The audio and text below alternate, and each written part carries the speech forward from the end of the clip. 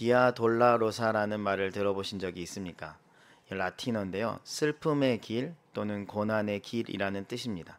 빌라도 법정에서 골고다 언덕까지 십자가의 순환, 그 길을 의미합니다. 예수님이 십자가를 지시기 위해서 걸어 올라가셨던 그 길을 의미합니다.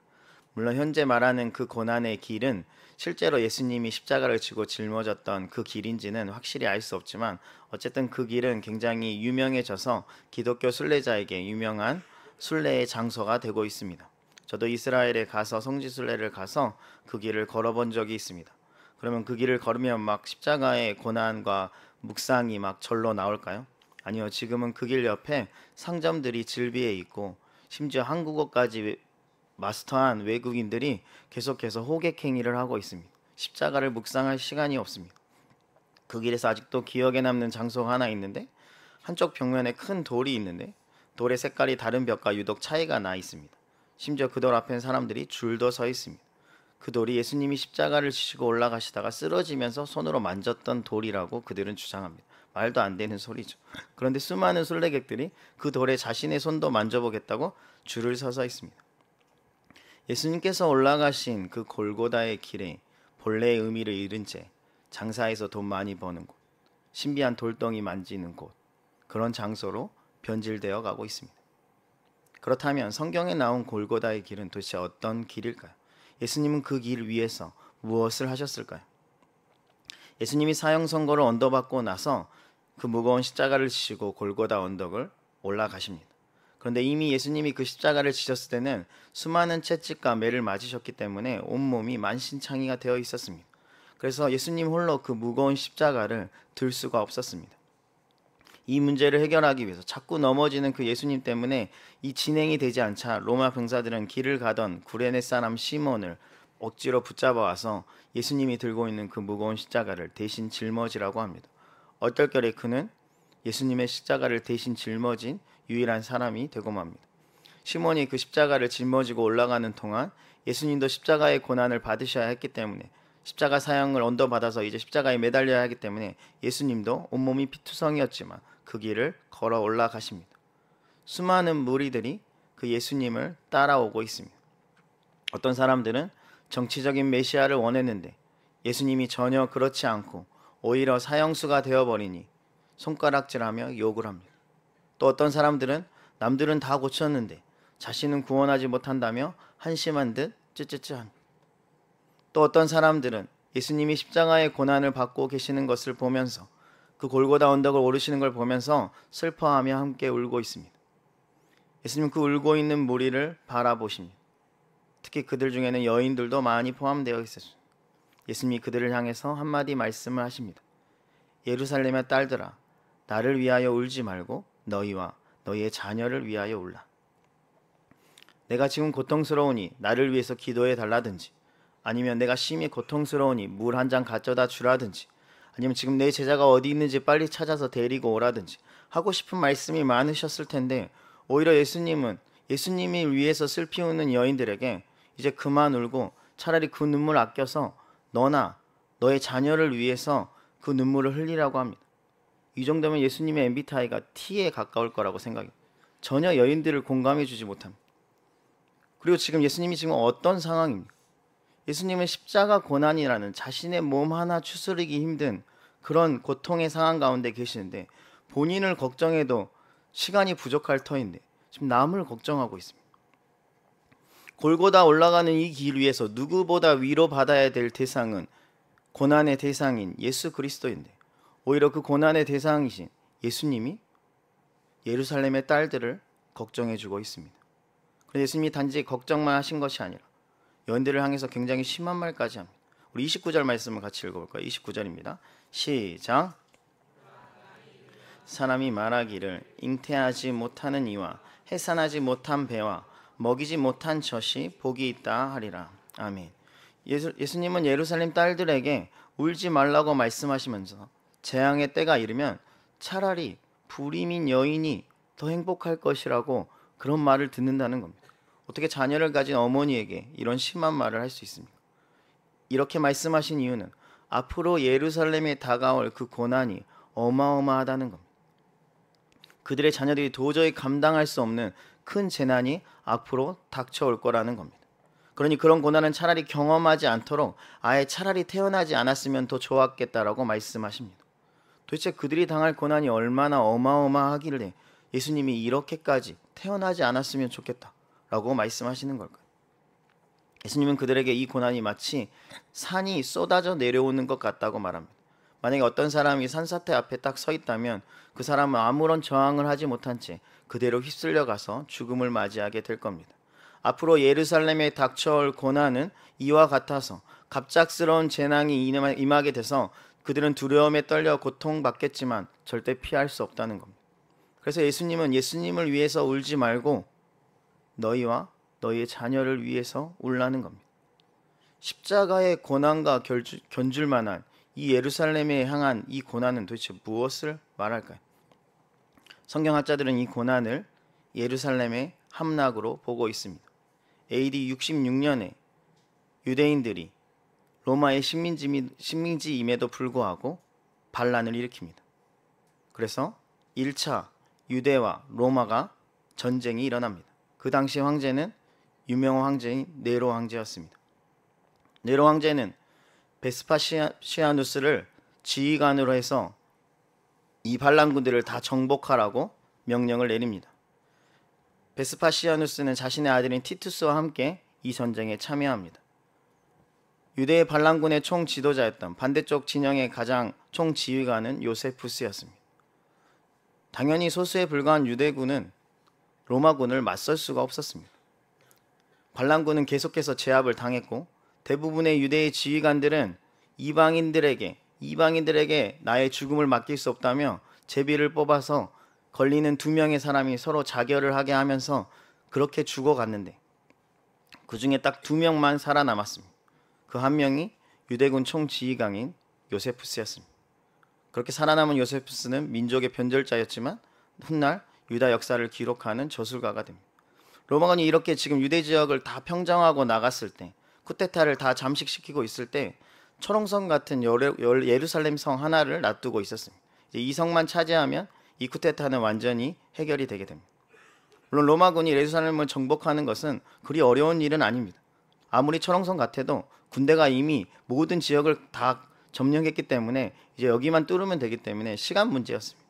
그런데 문제는 갑자기 네로 황제가 자살을 하면서 로마의 정치적인 혼돈이 찾아오게 됐고 로마군은 다시 회군을 해야 했습니다. 그렇게 혼란스러운 시국이 다 정리되고 유대 전쟁의 총지휘관이었던 베스파시우누스가 황제로 등극합니다. 그러고 나서 자신이 미처 해결하지 못했던 그 전쟁 마무리하겠다는 겁니다. 그래서 자기의 아들인 티투스에게 다시 유대로 가서 거기 끝내고 와라 라고 명령합니다. 티투스는 AD 670년에 로마 군인 8만 명을 데리고 예루살렘으로 들어갑니다. 설옥전을 치르겠다는 겁니다. 누가 봐도 예루살렘이 멸망할 수밖에 없었지만 예루살렘 주민들이 도망가지 않고 저항을 합니다. 왜냐하면 한 번 이겨봤기 때문에 또 이길 수 있다는 자신감이 있었습니다. 티투스는 예루살렘을 향해서 무리하게 공격하지 않고 예루살렘 성을 완전히 포위시킵니다. 그리고 그 누구도 출입하지 못하게 만듭니다. 굶겨 죽이겠다는 뜻입니다. 이로 인해서 예루살렘 성 안은 질병과 굶주림으로 지옥과 같은 곳이 됩니다. 전투력이 자체적으로 손실되자 티투스는 자신의 군대를 다 이끌고 예루살렘 안으로 쳐들어가서 대량 학살을 하기 시작하는데 그때 죽은 유대인들이 60만 명입니다. 예수님은 앞으로 일어날 이 예루살렘의 끔찍한 전쟁 앞을 너무나도 잘 알고 계셨습니다. 그래서 나를 위해서 울지 말고 너와 너의 자녀를 위해서 울라고 말씀하고 계시는 겁니다. 그래서 30절 말씀을 그들에게 하시는 겁니다. 우리 31절 말씀을 다 같이 읽어볼까요? 시작.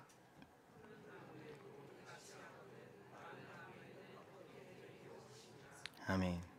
예수님과 같은 푸른 나무에도 로마는 십자가 사형이라는 엄청난 고난을 주는데 너희같이 그런 마른 나무가 어떻게 로마 군대의 그 강력한 전쟁을 막아낼 수 있으며 그 재앙 앞에서 어떻게 견딜 수 있겠느냐. 예수님은 지금 십자가 사형이라는 그 고난 앞에서도 여전히 예루살렘의 여인들과 자녀들에게 그 마음을 주고 있습니다. 예수님은 지금 자신의 안위를 걱정해도 시원치 않을 판인데 예루살렘 주민들을 향한 안타까움과 걱정이 더 크시다는 겁니다. 이것이 바로 골고다를 올라가시는 예수님이 보여주신 사랑입니다.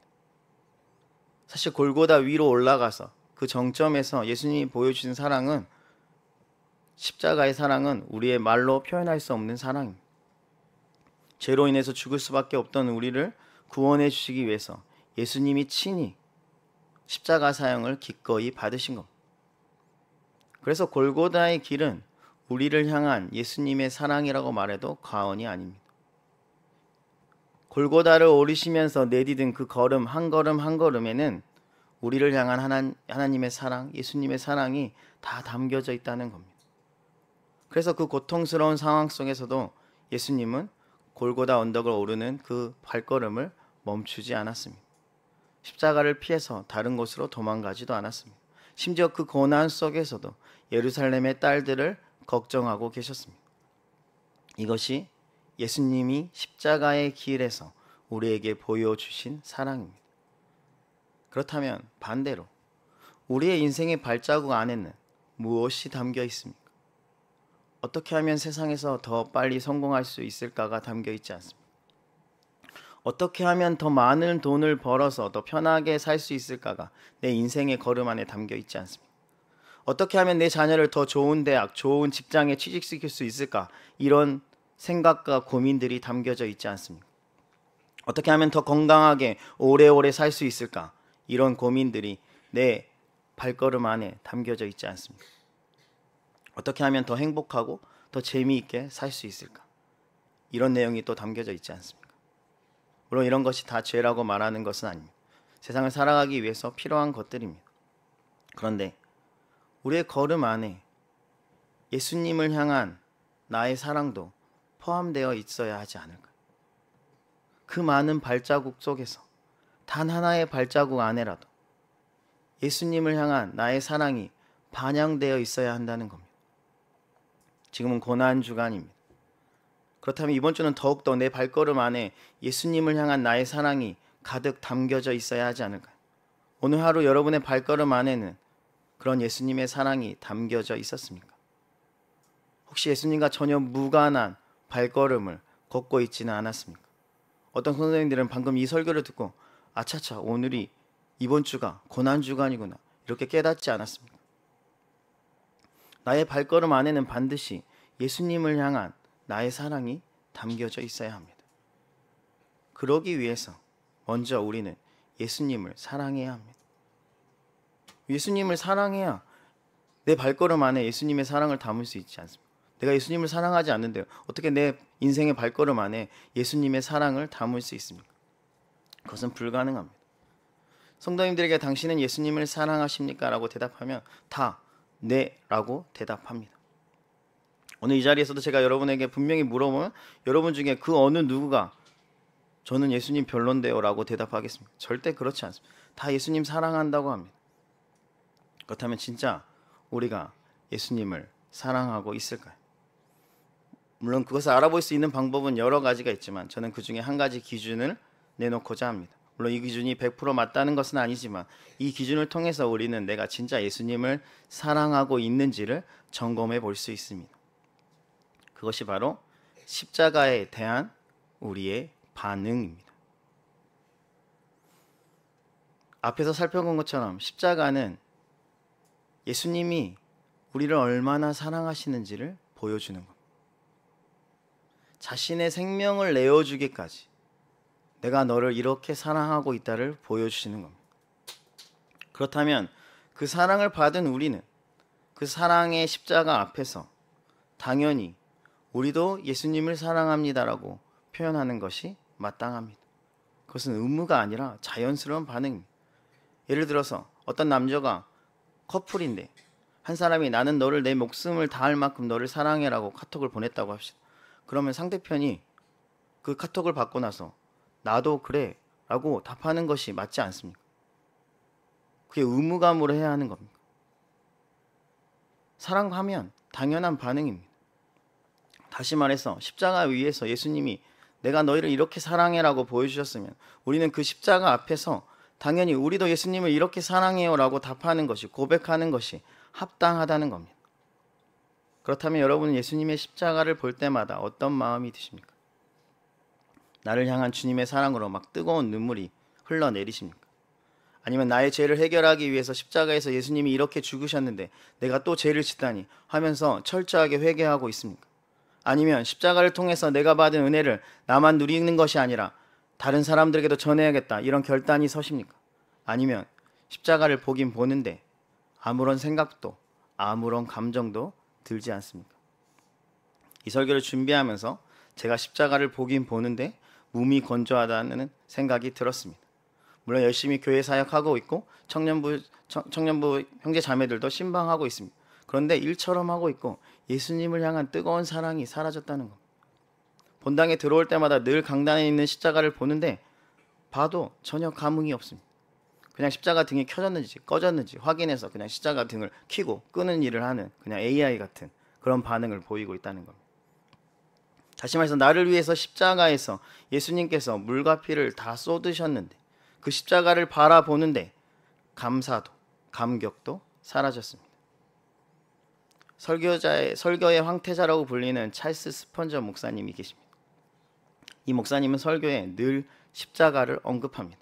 왜냐하면 그분은 예수님의 십자가를 말하지 않으면, 설교 시간에 말하지 않으면 가슴이 너무 답답해서 어떻게 할 수가 없다는 거예요. 그래서 항상 그 설교 안에는 뭐 십자가 내용이 안 나와도 꼭 십자가의 내용을 넣으신다는 겁니다.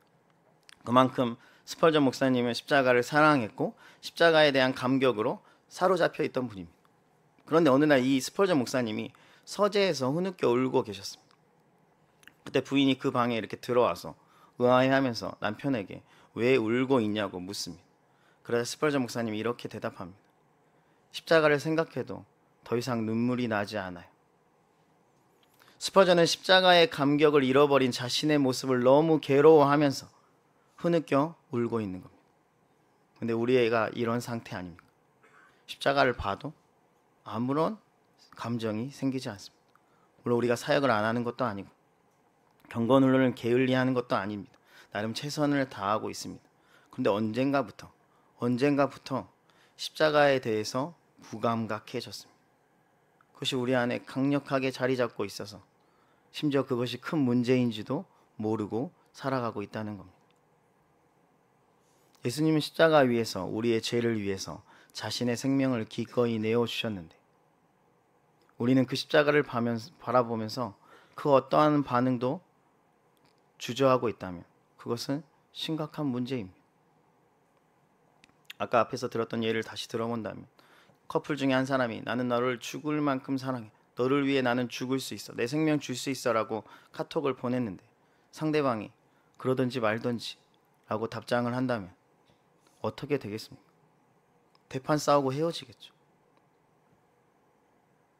예수님 십자가 위에서 우리를 얼마나 사랑하시는지 예수님께서 보여주셨는데 우리가 그 십자가 앞에서 그러든지 말든지 라고 반응한다면 그것이 합당한 반응입니까?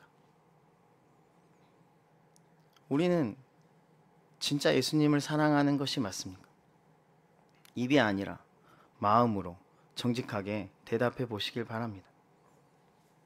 기독교의 책 중에 그리스도의 십자가라는 책이 있습니다. 굉장히 두꺼운 책인데요.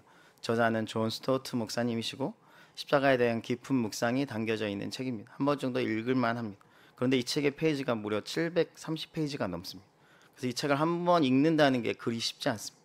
시작은 했으나 끝까지 못 갈 때가 굉장히 많습니다. 저도 시작은 하나 자꾸 포기할 때가 많은데 완독한 게 별로 안 되는데 저는 오늘 이 책의 내용을 말하려는 게 아니라 이 책의 분량을 여러분에게 이야기하고 싶습니다. 만약 누군가가 여러분에게 당신이 알고 있는 십자가의 내용을 한번 적어보십시오. A4에 적어보십시오. 라고 한다면 여러분 몇 장까지 적을 수 있을 것 같습니다. 10페이지? 20페이지? 30페이지? 내가 알고 있는 십자가에 대한 총 지식을 다 동원해서 여러분 거기다가 다 적어보겠죠. 근데 많은 분량을 채우는 것이 그리 쉽지 않을 겁니다. 몇 장 적고 나면 쓸 말이 없을 겁니다. 왜냐하면 나에게는 십자가에 감사와 감격이 없기 때문입니다. 그런데 이 존 스토트 목사님은 그 십자가라는 주제 가지고, 그 단순한 주제 가지고 700페이지가 넘는 글을 적습니다. 뭐 있고 안 있고를 떠나서 그 분량에서 우선 그 십자가에 대한 사랑이 압도적으로 많다는 것을 느낄 수 있습니다. 이게 십자가에 대한 올바른 반응 아닙니까? 단순히 십자가에 대한 성경적인 지식이 많다 적다 이런 이야기를 하고 싶은 것이 아닙니다.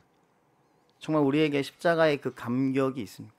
사랑하는 사람에게 편지를 쓰기 시작할 때 내가 진짜 그 사람을 사랑하면 계속해서 편지를 쓸 수 있고, 일기도 쓸 수 있고, 책도 쓸 수 있는 거. 근데 그 사람을 사랑하지 않으면 딱히 쓸 말이 없습니다. 생일 때 여러분 그런 거 많이 겪지 않습니까? 롤링페이퍼 적는데 딱히 쓸 말이 없다. 글재주가 없어서가 아니라 그 사람을 사랑하는 마음이 없어서입니다. 여러분, 십자가에 대한 감사와 감격이 점점 사라지는 순간 여러분은 십자가에 대해서 이야기할 것이 없습니다. 여러분, 복음을 어떻게 전하실 겁니까? 여러분이 알고 있는 지식으로 전할 겁니까? 태신자에게? 아니요. 여러분이 십자가의 감사와 감격이 뜨거워지는 순간 태신자가 십자가 그만 이야기할 정도로 여러분은 계속해서 그 이야기를 하고 또 할 겁니다. 왜냐하면 그 여러분의 감사와 감격이기 때문입니다. 그게 진짜 예수님을 사랑하는 거 아닙니까? 지금은 고난 주간입니다. 그 어느 때보다 십자가를 깊이 묵상해야 합니다. 여러분, 십자가를 깊이 묵상하고 계십니까? 십자가를 향한 여러분의 사랑의 온도는 몇 도입니까? 만약에 어떤 기계가 있는데 그 기계가 여러분 마음에 딱 댔을 때 십자가를 향한 여러분의 사랑의 온도를 잴 수 있다면 과연 몇 도가 나올까요? 30도? 50도? 70도? 100도? 과연 100도가 나오는 사람이 많이 있을까요? 주님을 향한 뜨거운 사랑으로 우리가 불타올라야 하는데 오히려 우리는 고난 주간에도 세상의 성공을 바라며 야망에 불타오르고 있지 않습니까? 세상을 향한 그 온도는 뜨겁다 못해 용암처럼 타오르고 있는데 예수님을 향한 그 십자가의 사랑은 차디찬 얼음이 되었습니다. 딱딱하게 굳어버렸습니다. 고난 주간인데도 다른 여타의 날과 별반 차이 없이 그렇게 십자가의 사랑이 희박한 채로 벌써 수요일이 다 되었다는 겁니다. 그럼 부활절이 무슨 의미가 있습니까? 예수님의 십자가가 나한테 아무런 의미가 없고 아무런 감사가 없고 아무런 감격이 없는데 예수님이 다시 살아난 게 나하고 도대체 무슨 상관이 있습니까? 그럼 부활도 기쁘지 않은 겁니다. 그렇게 또 우리의 중요한 절기를 우리는 그렇게 흘려보내는 겁니다. 이제 그런 모습을 청산하고 십자가의 사랑을 다시 회복할 수 있기를 주님의 이름으로 축원합니다. 예수님은 그 무거운 십자가를 지고 가시면서 그 십자가를 질 힘이 없어서 시몬이 대신 들어줄 정도로 그렇게 몸이 만신창이가 되었음에도 불구하고 그 길을 뚜벅뚜벅 걸어가시면서 우리를 얼마나 사랑하시는지 친히 보여주셨습니다. 당연히 그렇게 올라가셔서 그 십자가에서 손과 발에 못이 다 박히시고 옆구리에 창이 찔리시고 머리에는 가시 면류관을 쓰시고 또 한 번 예수님이 우리를 얼마나 사랑하시는지 또 그 십자가 위에서 물과 피를 다 쏟아주시면서 우리에게 다시 한번 보여주셨습니다. 그것을 묵상하는데 어떻게 우리의 마음이 그렇게 차디찰 수가 있겠습니까? 어떻게 돌처럼 딱딱할 수가 있겠습니까? 어떻게 그렇게 몸이 건조하게 십자가를 이야기할 수 있겠습니까? 어떻게 복음이 여러분에게 그렇게 세 줄로 요약될 수 있는 간단한 요약 정리 몇 글자 안 되는 그런 글자가 될 수 있겠습니까? 우리를 향한 주님의 사랑이 정말 얼마나 크고 놀라운지를 깨닫게 되면 우리는 그 십자가를 보는 것만으로도 감사하고 감격할 수밖에 없습니다. 십자가는 그냥 여러분의 목에다 거는 목걸이나 여러분 귀에다 거는 귀걸이, 뭐 십자가는 기독교의 상징 뭐 이런 게 아닙니다. 예수님이 여러분을 얼마나 사랑하시는지를 친히 보여주신 그 아름답고 놀라운 장소입니다. 그렇다면 이제 우리가 할 일은 무엇일까요? 이제 우리의 인생 안에도, 우리의 인생의 발자국 안에도 그 예수님의 사랑을 꾹꾹 담아야 한다는 겁니다. 한 발자국도 예수님의 사랑을 담지 않고는 내가 움직이지 않겠다는 마음으로 한 걸음 한 걸음 안에 그 사랑을 담아내야 한다는 겁니다. 그냥 입으로가 아니라 우리의 마음으로 말입니다. 그러기 위해서 먼저 우리가 회복해야 할 것은 바로 십자가의 사랑입니다. 십자가를 볼 때마다 우리는 주님을 향한 사랑이 뼈저리게 느껴져야 합니다. 그것이 안 느껴지고 있다면 지금 우리의 영혼이 이상하다는 것. 그럼 여러분 기도하셔야 됩니다. 내가 다시 한번 그 십자가의 사랑을 회복할 수 있게 해달라고. 여러분, 다른 그 어떠한 기도보다 정말 중요한 기도 제목입니다. 그 십자가 앞에서 우리는 더욱 주님을 간절히 사랑한다고 고백할 수 있기를 주님의 이름으로 축원합니다. 그럴 때 우리는 예수님이 마치 우리를 위해서 그 사랑의 십자가를 짊어지고 간 것처럼 우리도 주님을 향한 십자가를 치고 주님을 향한 그 사랑을 짊어지고 우리의 인생길을 걸어갈 수 있다는 겁니다. 우리를 사랑하시기, 우리를 너무너무 사랑하시기에 예수님은 그 수많은 고난을 마다하지 않고 그 골고다 언덕을 올라가셨습니다. 이 고난 주간에 우리가 예수님으로 인해 어떠한 시련과 어떠한 고난을 만나더라도 예수님을 향한 우리의 사랑을 내려놓지 않기를 간절히 바랍니다. 오히려 그 십자가의 사랑을 회복하여서 예수님을 향한 그 깊은 사랑을 가지고 우리도 예수님을 따라서 그 골고다의 언덕을 올라갈 수 있기를 간절히 바랍니다.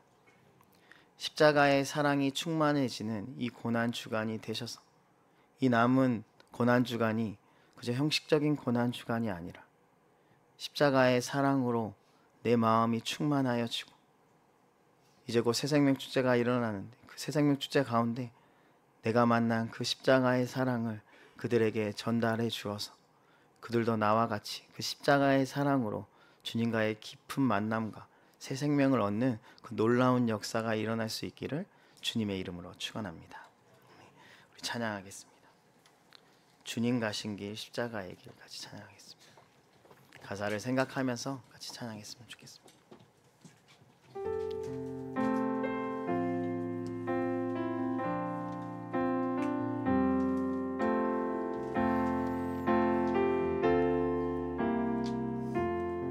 주님 가신 길, 주님 가신 길, 십자가의 길, 외롭고 무거웠던 길, 골고다의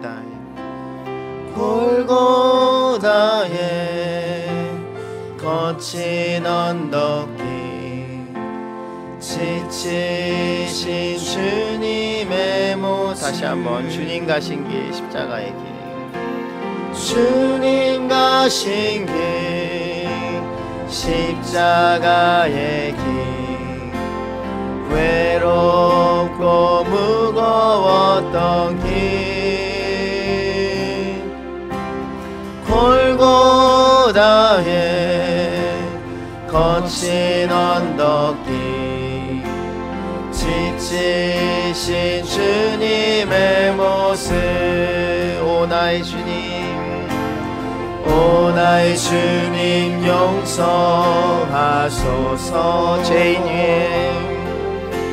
죄인 위에 고난 받으셨네. 이 세상에 생명 주시길 그렇게도 원하셨던 길, 주님 가신 길, 주님 가신 길 십자가의 길, 외롭고 무거웠던 길 골고다에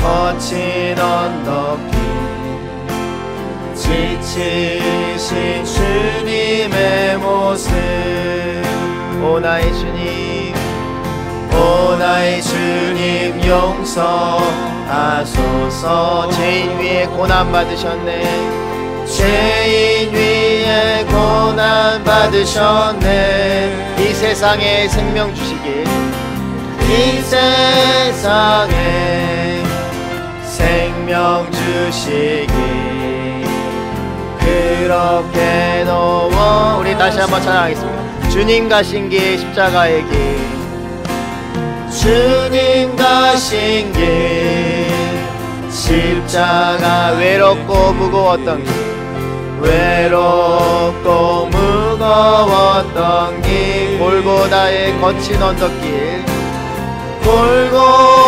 골고다의 거친 언덕길 지치신 주님의 모습 오 나의 주님 용서하소서 오 나의 주님 용서하소서 죄인 위에 고난 받으셨네 죄인 위에 고난 받으셨네 이 세상에 생명 주신 길 이 세상에 생명 주신 그렇게도 원하셨던 길 그렇게도 우리 2절로 찬양하겠습니다. 머리에는 가시면류관 머리에는 가시면 허리에는 굵은 창자국 머리에는 굵은 창자국 손과 발목 다 찔리신 손과 발목 다 찔리 지치신 주님의 모습 지치신 주님 다시 한번 잘 찬양할까요? 머리에는 가시면류관 머리에는 가시면 허리에는 굵은 창자국 머리에는 굵은 창자국 손과 발목 다 찔리신 손과 발목 다 지치신 주님의 모습 지치신 주님의 모습 오 나의 주님 용서하소서 오 나의 주님 용서하소서 죄인 위에 고난 받으셨네 죄인 위에 고난 받으셨네 이 세상에 생명 주시길 이 세상에 생명 주시길 그렇게 우리 마지막으로 한 번 더 머리에는 가시면류관 허리에는 굵은 창자국 머리에는 가시면류관 머리에는 굵은 창자국 손과 발목 다 찔리신 손과 발목 다 지치신 주님의 모습 지치신 주님의 모습 오 나의 주님 용서하소서 오 나의 주님 용서하소서 죄인 위에 고난 받으셨네 죄인 위에 고난 받으셨네 이 세상에 생명 주시길 이 세상에 생명 주시길 그렇게도 원하셨던 길 그렇게도 원하셨던 길